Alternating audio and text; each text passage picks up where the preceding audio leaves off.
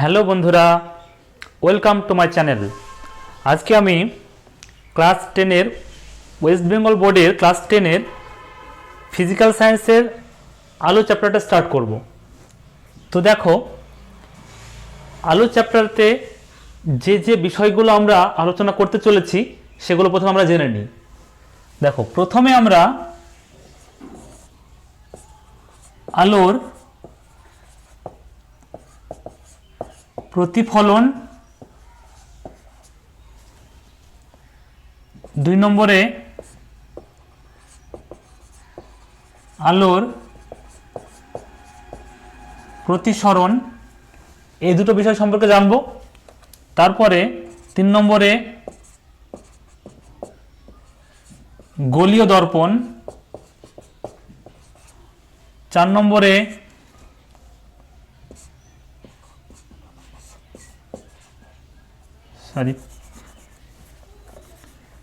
Prism, 5 নম্বরে lens, 6 নম্বরে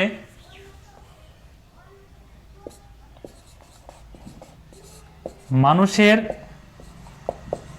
চোখ, বেসিক্যালি চোখের যে ত্রুটি, মায়োপিয়া এবং হাইপারমেট্রোপিয়া সম্পর্কে আলোচনা করা হবে। 7 নম্বরে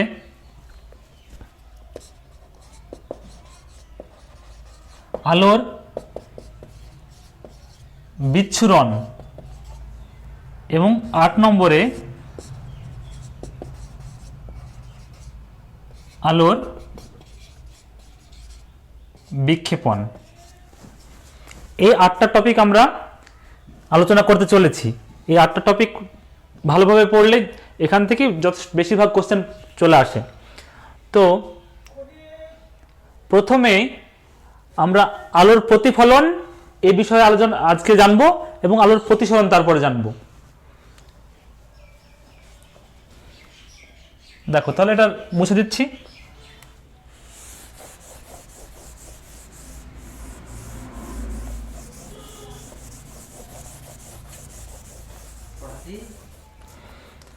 তাহলে দেখো, আলোর প্রতিফলন।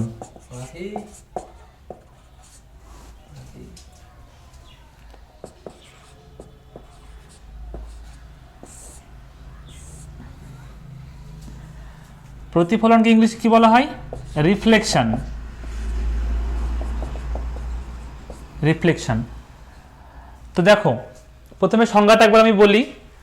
আলো কোনো স্বচ্ছ সমসত্ব মাধ্যমের মধ্য দিয়ে যেতে যেতে যখন অপর কোনো মাধ্যমের বিভেদ তলে আপতিত হয়, তখন ওই আলোকরশ্মির কিছু অংশ পুনরায় দিক পরিবর্তন করে প্রথম মাধ্যমে ফিরে আসে।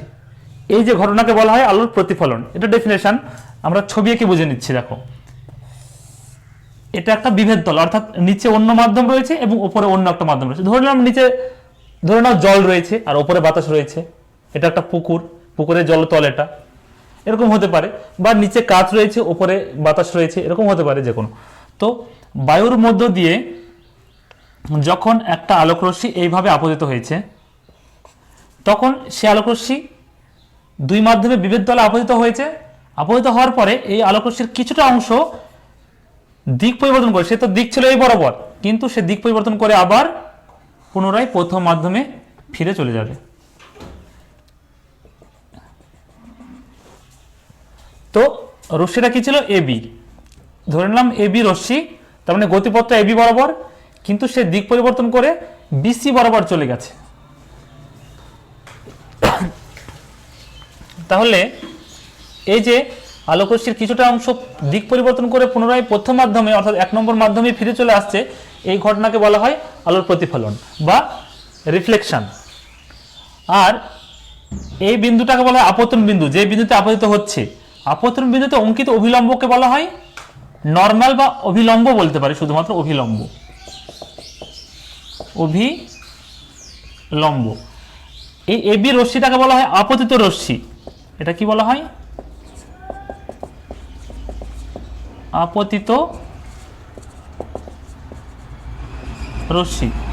বিসি রশ্মিটাকে বলা হয় প্রতিফলিত রশ্মি। প্রতিফলিত রশ্মি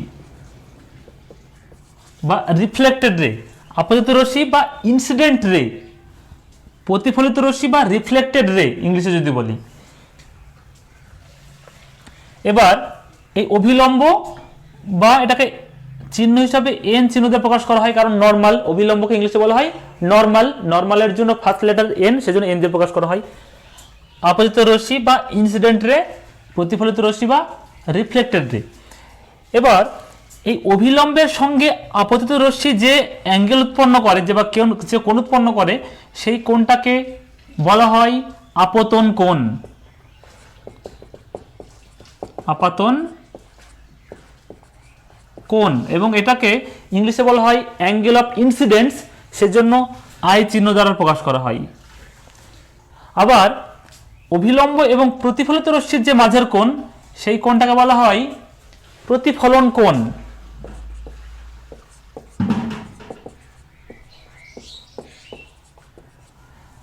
বা অ্যাঙ্গেল অফ রিফ্লেকশন, সেজন্য এটাকে আর চিহ্ন দিয়ে প্রকাশ করা হয়। অ্যাঙ্গেল অফ রিফ্লেকশন, রিফ্লেকশনের জন্য আর চিহ্ন দিয়ে প্রকাশ করা হয়। যদিও কোনো কোনো ক্ষেত্রে আমরা দেখব এটাকেও আই দ্বারা প্রকাশ করা হচ্ছে, আবার এটাকেও আই দ্বারা প্রকাশ করা হচ্ছে। কেননা প্রতিফলনের একটা সূত্র হচ্ছে আপতিত রশ্মি, আপতন কোণ এবং প্রতিফলন কোণ সমান হয়। অর্থাৎ যেহেতু তারা দুজন তাদের সাংখ্যমান সমান, তাহলে তাদেরকে আলাদা চিহ্ন দিয়ে কেন প্রকাশ করব? সেজন্য আপতন কোণকে এবং প্রতিফলন কোণকে উভয়কেই আই দ্বারা প্রকাশ করতে পারি আমরা। সেই জন্য এখানে আর না লিখে আমরা আই লিখতে পারি, কোনো অসুবিধা নেই, কেননা একটু পরে আমরা সূত্র পড়ব। তাহলে আমরা প্রতিফলন কি জিনিস সেটা জেনে গেলাম, এবং তার ছবি এঁকে কোনটাকে আপতন কোণ, কোনটাকে প্রতিফলন কোণ, কোনটাকে আপতিত রশ্মি, কোনটাকে প্রতিফলিত রশ্মি, কোনটাকে নর্মাল বা অভিলম্ব বলা হয়, সব জেনে গেলাম। তাই তো? আশা করি সবাই বুঝতে পেরেছ। এবার চলে আসি প্রতিফলনের সূত্র। এটা মুছে দিচ্ছি।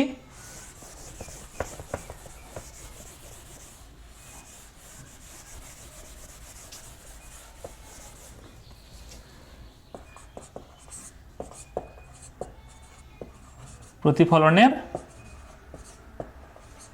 সূত্র। প্রতিফলনের দুটো সূত্র রয়েছে। এক নম্বর সূত্রটা হচ্ছে আপতিত রশ্মি, প্রতিফলিত রশ্মি এবং আপতন বিন্দুতে প্রতিফলকের ওপর অঙ্কিত অভিলম্ব একই সমতলে থাকে। আপতিত রশ্মি, প্রতিফলিত রশ্মি এবং আপতন বিন্দুতে প্রতিফলকের ওপর অঙ্কিত অভিলম্ব একই সমতলে থাকে। তার মানে কি, আমি লিখছি না, এটা জাস্ট বুঝিয়ে দিচ্ছি।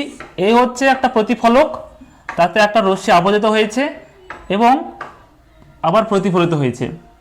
এটা আপতিত রশ্মি, এটা প্রতিফলিত রশ্মি। এই যে আপতন বিন্দুতে অঙ্কিত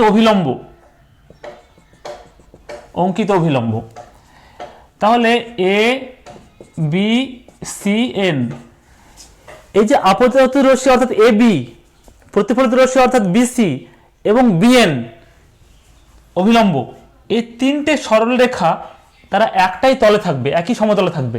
কখনো এরকম হতে পারে না যে এটা আপতিত রশ্মি, এটা অভিলম্ব, আর প্রতিফলিত রশ্মিটা এই বরাবর বা ভেতরের দিকে, এরকম হতে পারে না। তারা একটা তল গঠন করবে, একই সমতলে থাকবে। ধরুন এই বোর্ডের প্লেন, এই প্লেনে থাকতে পারে, কোনো অসুবিধা নেই। আর যদি এই বরাবর থাকে, এটা আপতিত রশ্মি হয়, এটা প্রতিফলিত রশ্মি হয়, তাহলে এই বরাবরই অভিলম্ব হবে। মানে তিনটে রেখা অবশ্যই একই সমতলে থাকবে। এটা প্রথম সূত্র। আর দ্বিতীয় সূত্রটা কি?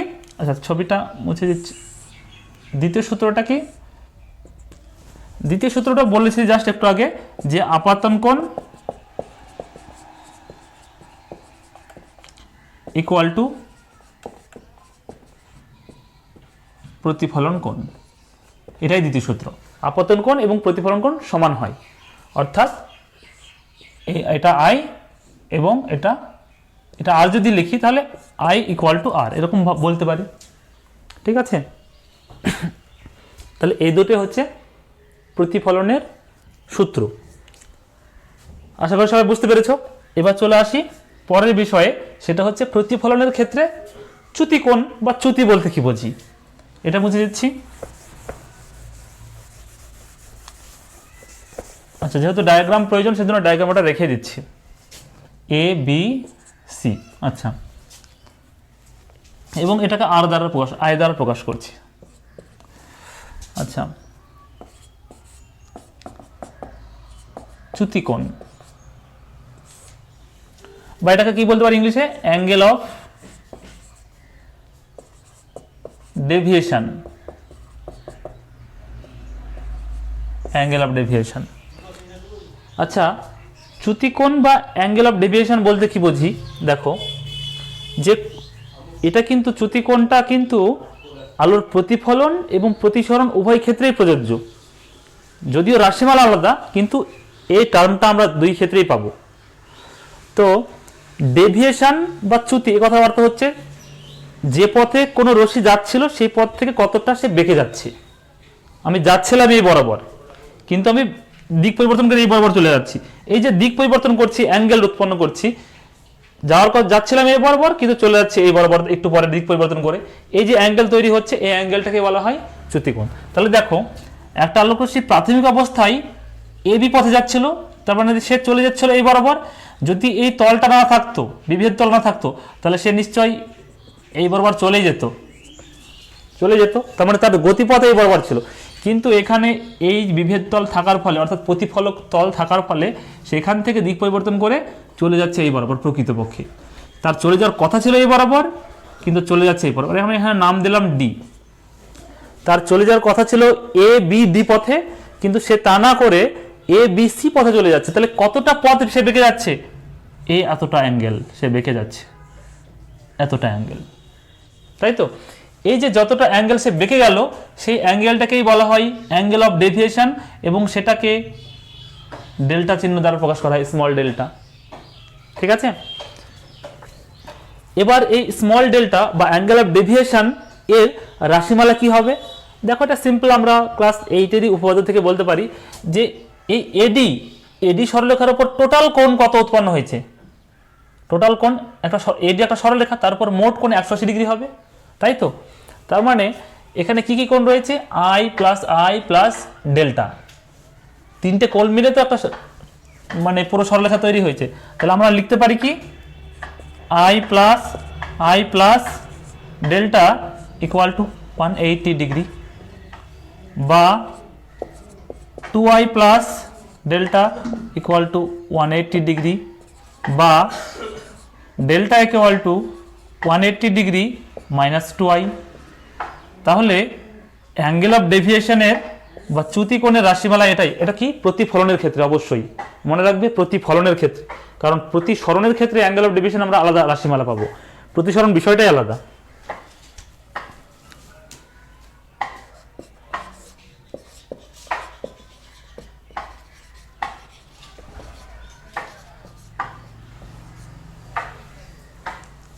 আশা করি সবাই বুঝতে পেরেছ।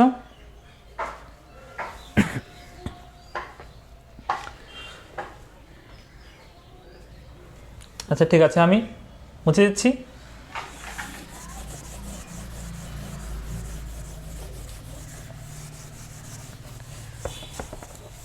দেখো, তোমাদের ক্লাস 10-এর সিলেবাসে কিন্তু আলোর প্রতিফলনটা নেই, এটা ক্লাস 8-এ ছিল। তবু আমি প্রতিফলনটা একবার বলে দিচ্ছি ছোট্ট করে, কেননা যখন আমরা দর্পণে, গোলীয় দর্পণে অর্থাৎ অবতল দর্পণে এবং উত্তল দর্পণে আলোর মানে কোনো বস্তুর প্রতিবিম্ব কীভাবে গঠিত হয়ে পড়বো, তখন কিন্তু প্রতিফলনটা অত্যন্ত জরুরি দরকার। সেজন্য আগের কনসেপ্ট না ক্লিয়ার থাকলে কিন্তু পরের বিষয়গুলো আর পারা যাবে না বা বোঝা যাবে না। সেজন্য প্রতিফলনটা জানা দরকার ছিল বলে আমি একবার রিভাইজ করে দিলাম বা বলে দিলাম। চলে আসি এবার আলোর প্রতিসরণ। প্রতিফলনটা বেশি ডিটেলসে বললাম না, প্রতিফলনের ভাগ রয়েছে, যে নিয়মিত প্রতিফলন, বিক্ষিপ্ত প্রতিফলন, সেসব নিয়ে আমি আলোচনা করতে যাচ্ছি না। চলে আসি আলোর প্রতিসরণ। আলোর প্রতিসরণ এটা কিন্তু আমাদের সিলেবাসে রয়েছে এবং এটা খুবই ইম্পর্টেন্ট। এটাকে কি বলা হয়, refraction of light, refraction of light, আলোর প্রতিসরণ। তাহলে প্রতিসরণ বিষয়টা কি? প্রতিসরণ বিষয়টা হচ্ছে যখন আলো এক মাধ্যম থেকে অন্য মাধ্যমের বিভেদ তলে আপতিত হয়, তখন অবশ্যই স্বচ্ছ সমসত্ব মাধ্যমের মধ্যে দিয়ে যখন যাবে, আলোকরশ্মি কোনো স্বচ্ছ সমসত্ব মাধ্যমের মধ্য দিয়ে যেতে যেতে যখন অপর কোনো মাধ্যমে বিভেদ তলে আপতিত হয় তখন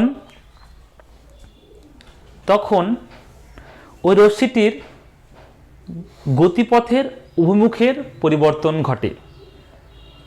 অবশ্যই তির্যকভাবে আপতিত হতে হবে। আর একটা বিষয় রয়েছে তির্যকভাবে। অবশ্যই কি বললাম, আলোকরশ্মি কোনো স্বচ্ছ সমসত্ব মাধ্যমের মধ্য দিয়ে যেতে যেতে অপর কোনো মাধ্যমের বিভেদ তলে তির্যকভাবে আপতিত হলে ওই রশ্মির গতিপথের অভিমুখের পরিবর্তন হয়। এই ঘটনাকে বলা হয় আলোর প্রতিসরণ। বিষয়টা কি, এটা হচ্ছে এ মাধ্যম, এটা হচ্ছে বি মাধ্যম। এটা ধরে নিলাম বাতাস, এটা হচ্ছে জল, বা এটা জল এটা কাঁচ, যে কোনো দুটো আলাদা মাধ্যম। তাহলে এক মাধ্যম থেকে আলোকরশ্মি যখন অন্য মাধ্যমে তির্যকভাবে, মানে লম্ব অবস্থা নয়, অ্যাঙ্গেল করে তির্যকভাবে আপতিত হচ্ছে, তখন অবশ্য অভিলম্ব এঁকে নিচ্ছি। এটা অভিলম্বকে আমরা এন, এবার যেহেতু দ্বিতীয় মাধ্যমে বিষয় চলে আসছে সেজন্য এন এন ড্যাশ, এই পুরোটাই অভিলম্ব। তাহলে একটা আলোকরশ্মি আপতিত হয়েছে, নাম দিলাম এ বি। তখন সে অ্যাকচুয়ালি দ্বিতীয় মাধ্যমে যখন প্রবেশ করবে তখন সে সোজা এই বরাবর চলে যাওয়ার কথা ছিল, রশ্মিটা এই বরাবর চলে যাওয়ার কথা ছিল, কিন্তু সে সোজা তার গতিপথ বরাবর না গিয়ে বিভেদ তল থেকে তার গতিপথের অভিমুখটা কিছুটা পরিবর্তন করে। পরিবর্তন মানে কি, সে কিছুটা অভিলম্বের দিকে, অর্থাৎ এই বরাবর চলে আসতে পারে, আমি দুটোই আঁকছি, সে এই বরাবর চলে আসতে পারে, অথবা সে অভিলম্ব থেকে কিছুটা দূরে সরে যেতে পারে, এই বরাবর চলে যেতে পারে। সে নিজের গতিপথ বরাবর না গিয়ে তার গতিপথের অভিমুখে কিছুটা পরিবর্তন করে। পরিবর্তন দুই দিকেই হতে পারে, সে উপর দিকেও যেতে পারে বা নিচের দিকেও আসতে পারে, দুটোই হতে পারে। সেটা মাধ্যমটার প্রকৃতির উপর নির্ভর করছে কোন দিকে যাবে, সেটা একটু পরে বলছি আমি। তাহলে প্রথমে প্রতিসরণ বিষয়টা বুঝে নাও যে দুটো একসঙ্গে কখনো হবে না, হয় উপর দিকে যাবে অথবা নিচের দিকে যাবে, ঠিক আছে? তা আমি ধরে নিলাম যে এটা এ মাধ্যম, এটা বি মাধ্যম, এবং এ মাধ্যম বি মাধ্যমের সাপেক্ষে ঘন মাধ্যম। ধরে নিলাম এ মাধ্যমটা ঘন মাধ্যম, বি মাধ্যমটা লঘু মাধ্যম। তাহলে ঘন মাধ্যম থেকে লঘু মাধ্যম হলে অবশ্যই আলোকরশ্মি, প্রতিসৃত রশ্মিটা অভিলম্ব থেকে, অভিলম্ব মানে এই যে দ্বিতীয় মাধ্যম অভিলম্ব, এটাকে ফলো করবো আমরা। অভিলম্ব মানে পুরোটাই, কিন্তু আমি এটাকে লক্ষ্য করবো, ওই অভিলম্ব থেকে দূরে সরে যাবে, মানে মনে হচ্ছে যে এই যেন ওকে বিকর্ষণ করছে, যা দূরে চলে যা, এরকম মনে হচ্ছে, সেই জন্য বিকর্ষণ করছে। সেই জন্য ঘন মাধ্যম থেকে লঘু মাধ্যমে যখন আলোকরশ্মির প্রতিসরণ ঘটে বা প্রবেশ করে, তখন প্রতিষ্ঠিত রশ্মিটা, এই যে এটা প্রতিষ্ঠিত রশ্মি, এটা আপতিত রশ্মি, এটা প্রতিষ্ঠিত রশ্মি, প্রতিষ্ঠিত রশ্মিটা অভিলম্ব থেকে কিছুটা দূরে সরে যায়, ঠিক আছে? তাহলে এ বি আর সি, যদি এটা ঘন আর এটা লঘু হয়, লঘু মাধ্যম হয়, তবে অবিলম্ব থেকে দূরে সরে যায়। এক্ষেত্রে আপতন কোণ আর প্রতিসরণ কোণ দুটো টার্ম চলে আসবে প্রতিফলনের মতোই। অভিলম্ব এবং আপতিত রশ্মির মাঝের কোণকে বলা হয় আপতন কোণ, এবং তাকে আই চিহ্ন দ্বারা প্রকাশ করা হয়, বা এটাকে ইংলিশে বলা হয় অ্যাঙ্গেল অফ ইনসিডেন্স। অন্যদিকে অভিলম্ব এবং প্রতিষ্ঠিত রশ্মির যে মাঝের কোণ, অর্থাৎ এই পুরোটাকে বলা হয় প্রতিসরণ কোণ বা অ্যাঙ্গেল অফ রিফ্র্যাকশন। এটাকে অবশ্যই আর চিহ্ন দ্বারা প্রকাশ করা হয়, ঠিক আছে? এক্ষেত্রে কিন্তু আমরা পরিষ্কার দেখতে পাচ্ছি যে আয়ের তুলনায় আরটা অনেক বড়। সমান নয়, কিন্তু প্রতিফলনে আমরা কি শিখেছি, আপতন কোণ এবং প্রতিফলন কোণ সমান হয়, কিন্তু এক্ষেত্রে আপতন কোণ আর প্রতিসরণ কোণ কিন্তু সমান নয়। আপতন কোণের তুলনায় প্রতিসরণ কোণটা বড়ও হতে পারে, ছোট হতে পারে। এক্ষেত্রে বড় হয়েছে, কারণ ঘন মাধ্যম থেকে লঘু মাধ্যমে আলোকরশ্মির প্রতিসরণ ঘটেছে। বোঝা গেল? অন্যদিকে দ্বিতীয় কেস, সে কেসটা ছোট্ট করে আমি এখানে এঁকে দিচ্ছি, তাহলে বুঝতে সুবিধা হবে। আমি এখানে বুঝিয়ে দিচ্ছি। দেখো, ধরে নিলাম এটা লঘু মাধ্যম, এটা ঘন মাধ্যম, আলোকরশ্মি তির্যকভাবে আপতিত হয়েছে, এবং সে সোজা চলে গেলে এই বরাবর যাওয়ার কথা ছিল, সে তা না গিয়ে লঘু মাধ্যম থেকে ঘন মাধ্যমে আলোর প্রতিসরণের ক্ষেত্রে প্রতিষ্ঠিত রশ্মিটা কিন্তু অবিলম্বের কাছে সরে আসে কিছুটা। তার মানে এটা এ, এটা বি, এটা সি, এটা এন, এটা এন ড্যাশ। তাহলে এক্ষেত্রে আপতন কোণ কিন্তু আই এটা, এবং প্রতিসরণ কোণ এই যে অভিলম্ব এবং প্রতিসৃত রশ্মির মাঝের কোণকে প্রতিসরণ কোণ বলা হয়। তার মানে এটা হচ্ছে প্রতিসরণ কোণ, এটা হচ্ছে আর। তাহলে দুটো কেস দেখো, ঘন মাধ্যম থেকে লঘু মাধ্যমের ক্ষেত্রে কি দেখছি, প্রতিষ্ঠিত রশ্মিটি অবিলম্ব থেকে দূরে সরে যাচ্ছে। লঘু মাধ্যম থেকে ঘন মাধ্যমে প্রতিসরণের ক্ষেত্রে প্রতিষ্ঠিত রশ্মিটি অবিলম্বের কাছে সরে আসছে, দুটো বিষয়। ফলস্বরূপ আমরা কি দেখতে পাচ্ছি, যে আপতন কোণের তুলনায় প্রতিসরণ কোণটা অনেক বড় হয়েছে। এখানে আপতন কোণের তুলনায় প্রতিসরণ কোণটা অনেক বড় হয়েছে ঘন মাধ্যম থেকে লঘু মাধ্যমের ক্ষেত্রে। আর লঘু মাধ্যম থেকে ঘন মাধ্যমের ক্ষেত্রে অটোমেটিকভাবে কি হয়ে যাচ্ছে, আপতন কোণের তুলনায় প্রতিসরণ কোণটা কিন্তু ছোট হয়েছে। এক্ষেত্রে আমরা কি লিখতে পারি, যে আই ইজ লেস দেন আর, আর এক্ষেত্রে কি লিখতে পারি, আই ইজ গ্রেটার দেন আর। ঠিক আছে, পুরো ক্লিয়ার?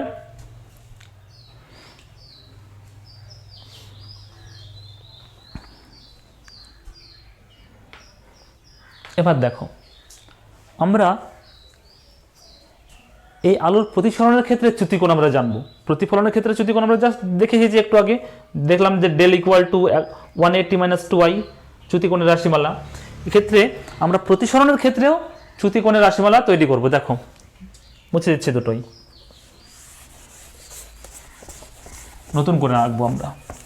একটা কথা সবাইকে বলে দিচ্ছি, যে লাইট চ্যাপ্টার যতদিন আমরা পড়বো, এই যে ডায়াগ্রামগুলো আঁকছি, এই ডায়াগ্রামে যখন কোনো রশ্মিকে প্রকাশ করব, তখন অবশ্যই অ্যারো চিহ্ন দেবো। অ্যারো চিহ্ন না দিলে নাম্বার কাটা যাবে, কিন্তু কোনো নাম্বার দেওয়া হবে না।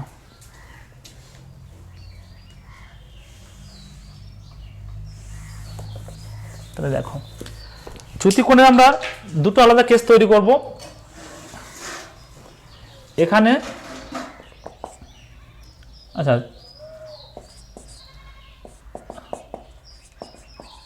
চ্যুতিকোণ, আচ্ছা প্রথম কেসটা কি, ঘন মাধ্যম থেকে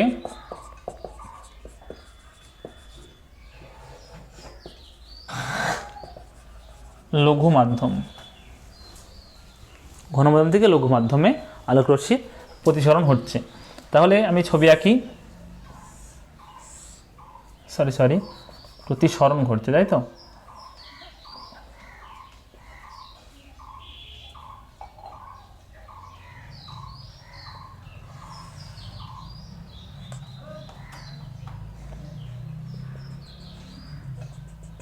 এটা অভিলম্ব, সে চলে যাওয়ার কথা ছিল এই বরাবর, কিন্তু তা না গিয়ে সে কিছুটা বেঁকে গেছে। এটা ঘন, এটা লঘু, এটা এ, এটা বি, এটা সি, এটা এন, এটা এন ড্যাশ। আচ্ছা, এইটা লিখি আই, আর এই পুরোটা আর। তাহলে চ্যুতিকোণ কোনটা বলো তো? সে চলে যাওয়ার কথা ছিল এ বি, এটাও নাম দিই এ বি ডি, এ বি ডি পথে সোজা। যদি এই তলটা না থাকতো তাহলে এ বি ডি পথে চলে যেত সোজা, আলো তো সরলরেখায় চলে। কিন্তু এই তল থাকার ফলে প্রবেশ করছে যখন আলোক রশ্মি, তখন কিছুটা দিক পরিবর্তন করছে, এ বি সি পথে চলে যাচ্ছে। তাহলে সে কতটা অ্যাঙ্গেল দিক পরিবর্তন করছে, এই যে এই অ্যাঙ্গেলটা, এই অ্যাঙ্গেলটাই দিক পরিবর্তন করছে, এবং এই অ্যাঙ্গেলটা কি বলা হয়, অ্যাঙ্গেল অফ ডেভিয়েশন ডেল। তাহলে এখানে ডেল সমান সমান কি হবে, দেখো ডেল ইকুয়াল টু ডেল রাশিমালাটা কি হবে, দেখো এখানে একটা বিপ্রতীপ কোণ তৈরি হয়েছে, এ বি ডি এবং এন বি এন ড্যাশ। এই পরস্পর ক্রস না, আমরা শিখেছি না, যেরকম একটা ক্রস তৈরি হয়ে গেলে এই কোণটা আর এই কোণটা পরস্পর বিপ্রতীপ কোণ, এবং এরা পরস্পর সমানও হয়, আবার এই কোণটা আর এই কোণটা পরস্পর সমান হয়। তো এখানেও তাই একটা ক্রস তৈরি হয়েছে, এই দেখো A B D N B N dash. তার মানে আয়ের সঙ্গে এই কোণটা সমান হবে, তাই তো? এবার এই কোণটা কি, পুরোটা হচ্ছে আর, এই পুরোটা হচ্ছে আর, তার মধ্যে এইটুকু ডেল, তাহলে বাকি অংশটা কত হবে? আর মাইনাস ডেল, এটুকু আর মাইনাস ডেল, তাই না? তাহলে আই এর সঙ্গে আর মাইনাস ডেল সমান হবে, তাহলে I equal to R minus del. কেননা আই এবং আর মাইনাস ডেল, যে এই পোর্শনটা পরস্পর বিপরীত কোণ। তাহলে এই যে মাইনাস ডেল বাম দিকে নিয়ে আসলে কি হবে?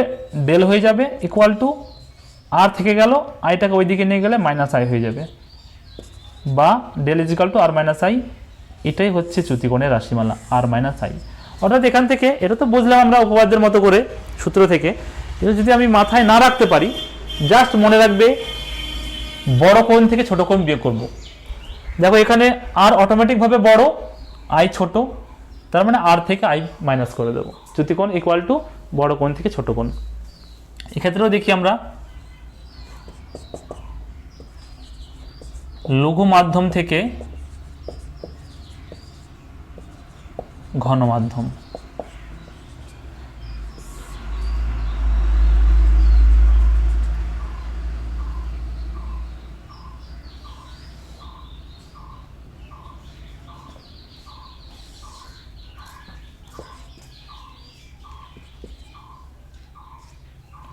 সে সোজা এই বরাবর চলে যাওয়ার কথা ছিল, কিন্তু তা না গিয়ে সে বিচি পথে চলে এসেছে, কিছুটা কাছে সরে এসেছে। তাহলে এক্ষেত্রে আপতন কোণ তো এটা আমরা পাচ্ছি আই, প্রতিসরণ কোণ আর। তাহলে দেখো প্রতিসরণ কোণ ছোট হয়েছে। এক্ষেত্রে দেখো বিপরীত কোণ কেমন তৈরি হয়েছে? আয়ের সঙ্গে এই পুরোটা বিপরীত কোণ। চ্যুতিকোণ কোনটা হবে? চ্যুতিকোণ এটা হবে ডেল, কেননা সে চলে যাওয়ার কথা ছিল এই বরাবর, সে চলে আসছে এই বরাবর, তাহলে এই মাঝে যে এতটা অ্যাঙ্গেল বেঁকে গেছে সে, এটাই চ্যুতিকোণ। তাহলে দেখো এই আর প্লাস ডেল, এই দুটো মিলে যে অ্যাঙ্গেল, তার সঙ্গে বিপরীত কি হচ্ছে? আই। তাহলে আমরা লিখতে পারি R plus del equal to I, বা del equal to I minus R. এটাই চ্যুতিকোণের রাশিমালা। তাহলে এক্ষেত্রে দেখছি বড় কোণ যেহেতু আই ছিল, ছোট কোণটা আর ছিল, সেজন্য আই থেকে আই আর মাইনাস করতে হয়েছে। তাহলে তোমরা এইভাবে উপপাদ্যের মতো করে প্রতিষ্ঠা করতে পারো, অথবা তোমরা সরাসরি মনে রাখতে পারো যে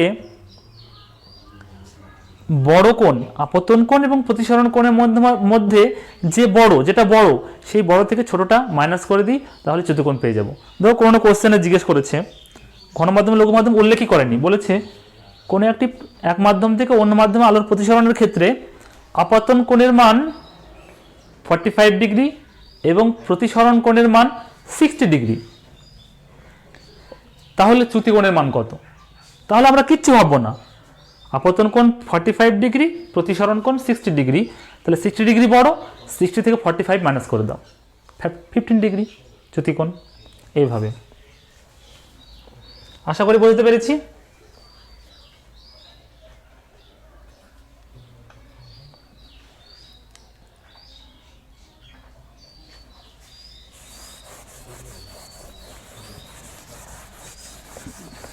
তাহলে এই কটা বিষয় অবশ্যই তোমাদেরকে মাথায় রাখতে হবে। আরও নতুন নতুন অনেক বিষয় জানবো আমরা। দেখো একটা কথা এখানে আরেকটু উল্লেখ করে না দিলেই নয়, সেটা হচ্ছে এই যে আমরা বলছি ঘন মাধ্যম এবং লঘু মাধ্যম, ঘন মাধ্যম লঘু মাধ্যম বারবার বলছি। ঘন মাধ্যম বা লঘু মাধ্যম কিসের উপর ডিপেন্ড করে? ঘন মাধ্যম বা লঘু মাধ্যম ঘনত্বের উপর ডিপেন্ড করে কি? স্বাভাবিকভাবে প্রথমের দিকে আমাদের মনে হতে পারে যে ঘন মাধ্যম মানে তার ঘনত্ব বেশি, লঘু মাধ্যম মানে তার ঘনত্ব কম মাধ্যমটার। অর্থাৎ আমি যে জল এবং কাচকে কল্পনা করি, তাহলে জল হচ্ছে লঘু মাধ্যম, কাচ ঘন মাধ্যম। আবার যখন বায়ুকে এবং জলকে কল্পনা করি, তখন বায়ু হচ্ছে লঘু মাধ্যম, জল হচ্ছে ঘন মাধ্যম। এটা আমাদের মনে হচ্ছে, কিন্তু ঘনত্বের উপর ডিপেন্ড করে নয়। বিষয়টা একটু আলাদা টাইপের। আমরা যখন প্রতিসরণের সূত্র পড়ব তখন আরও ডিটেলসে ক্লিয়ার হয়ে যাবে। এখন জাস্ট বলে দিচ্ছি যে ঘন মাধ্যম বা লঘু মাধ্যম তাদের ঘনত্বের উপর ডিপেন্ড করে নয়, সেটা তাদের আলোকীয় ঘনত্বের উপর ডিপেন্ড করে হয়। আলোকীয় ঘনত্ব বিষয়টা কি? সেটা নতুন একটা রাশিমালা বা রাশি, যেটাকে আলোর কোনো মাধ্যমের প্রতিসরাঙ্ক বলা হয়। সেটা আমরা এখনো পড়িনি, নেক্সট ভিডিওতে আমরা পড়বো। আজকে জাস্ট জেনে রাখো যে মাধ্যম আলোকীয়ভাবে দুটো মাধ্যমের মধ্যে ধরো এ এবং বি দুটো মাধ্যম, যে মাধ্যম আলোকীয়ভাবে ঘনত্ব বেশি তাকে ঘন মাধ্যম বলবো, এবং যে মাধ্যমটা আলোকীয়ভাবে ঘনত্ব কম তাকে বলবো লৌহ মাধ্যম। অর্থাৎ যে মাধ্যমের প্রতিসারাঙ্ক বেশি তাকে বলবো ঘন মাধ্যম, যে মাধ্যমের প্রতিসারাঙ্ক কম তাকে বলবো লৌহ মাধ্যম। প্রতিসারাঙ্ক বিষয়টা আমরা এখনো জানি না, জাস্ট একবার মনে রাখতে বলছি যে নর্মাল যে ঘনত্ব আমরা ঘনত্ব ইকুয়াল টু ভর বাই আয়তন, সেই ঘনত্ব নয়। ঠিক আছে, এই একটা বিষয় তোমরা অবশ্যই মনে রাখবে। 2 নম্বর বিষয় হচ্ছে যে আমরা জানি যে আমরা কি শিখলাম যে এক মাধ্যম থেকে যখন অন্য মাধ্যমে আলোক রশ্মি প্রবেশ করছে তখন রশ্মিটি তার গতিপথের অভিমুখ পরিবর্তন করছে, কিন্তু সব ক্ষেত্রে কি তাই হয়? দেখি, একটা আলোক রশ্মি আমি বলছি যে তির্যকভাবে আলোক রশ্মি আপতিত হলে সে অবশ্যই কিছুটা বেঁকে যাচ্ছে, এদিকে হয় বা এদিকে, যেদিকে হোক বেঁকে যাচ্ছে। কিন্তু যদি তির্যকভাবে আপতিত না হয়, যদি তলের ওপর অভিলম্ব বরাবরই অর্থাৎ লম্বভাবে আপতিত হয়, তাহলে সে কোন দিকে বাঁকবে? এখান থেকে সে এদিকে বেঁকে যাবে, না এদিকে বেঁকে যাবে, না কি করবে, না কি হবে? তাহলে এক্ষেত্রে তোমরা অবশ্যই মনে রাখো যে লম্ব আপতনের ক্ষেত্রে আলোক রশ্মির দ্বিতীয় মাধ্যমে প্রবেশ তো করে, কিন্তু তার গতিপথের অভিমুখের কোনো পরিবর্তন ঘটে না, অর্থাৎ আলোক রশ্মিটি সোজা দ্বিতীয় মাধ্যমে প্রবেশ করে, সোজা। ঠিক আছে, অভিলম্ব বরাবরই সে প্রবেশ করে। তাহলে এই ক্ষেত্রে চ্যুতিকোণের মান কত? লম্ব আপতনের ক্ষেত্রে চ্যুতিকোণের মান কত?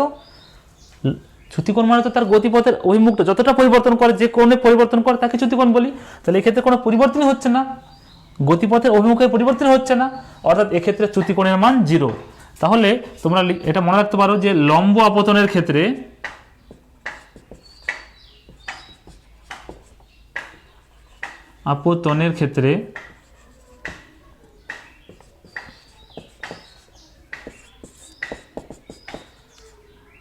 চ্যুতিকোণ ইকুয়াল টু 0 ডিগ্রি, যদি এটা প্রতিসরণের ক্ষেত্রে শুধুমাত্র মনে রাখবে এটা। তাহলে আজকে আমরা প্রতিফলনের বেসিকটা জেনেছি, প্রতিসরণটাও জানলাম, কিন্তু প্রতিসরণটা কমপ্লিট হয়নি। প্রতিসরণ এরপরে প্রতিসরণের সূত্র নিয়ে আমাদেরকে আলোচনা করতে হবে, এবং সেক্ষেত্রে প্রতিসরাঙ্ক টার্ম চলে আসবে। প্রতিসরাঙ্ক চলে আসলে প্রতিসরাঙ্ক 2 প্রকার রয়েছে, আপেক্ষিক প্রতিসরাঙ্ক এবং পরম প্রতিসরাঙ্ক, সেই বিষয়গুলো জানতে হবে। আরও অনেক বিষয় রয়েছে, প্রতিসরাঙ্কের একক জানতে হবে। তো এগুলো আমরা নেক্সট ভিডিওতে জানবো। আজকে আপাতত এই পর্যন্তই, আবার ফিরে আসবো আমরা নেক্সট ভিডিও নিয়ে। যাই হোক, সবাই ভালো থাকবে, সুস্থ থাকবে, এবং ভিডিওটি ভালো লাগলে অবশ্যই সবাই লাইক করবে, শেয়ার করবে এবং কমেন্ট করবে। ধন্যবাদ সবাইকে।